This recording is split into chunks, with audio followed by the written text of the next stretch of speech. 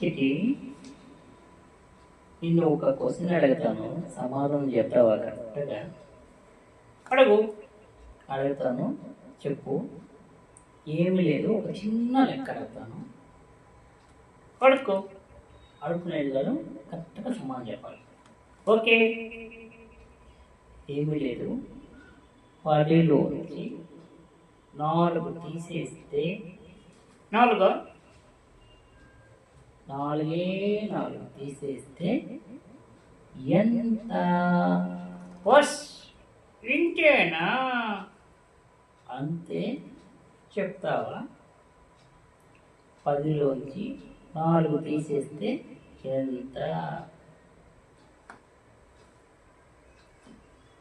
10లోంచా? 10లో నుంచి ఎన్నిసార్లు చెప్పాలరా నాయనా నీకు? 10లోంచి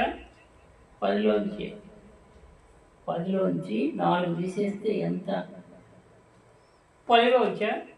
10లోంచి నీకు చెప్పే బదులు నేను చెప్పేటట్టు ఉంది ఆన్సర్.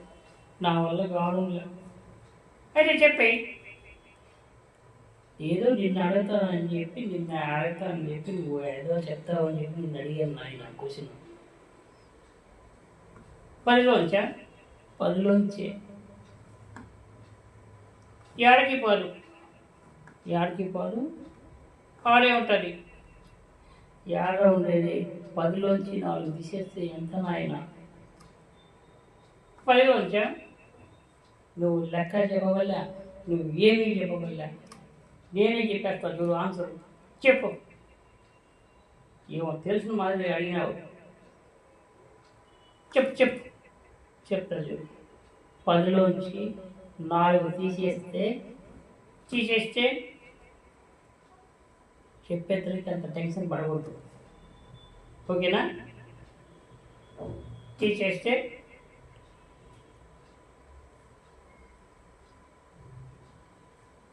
6.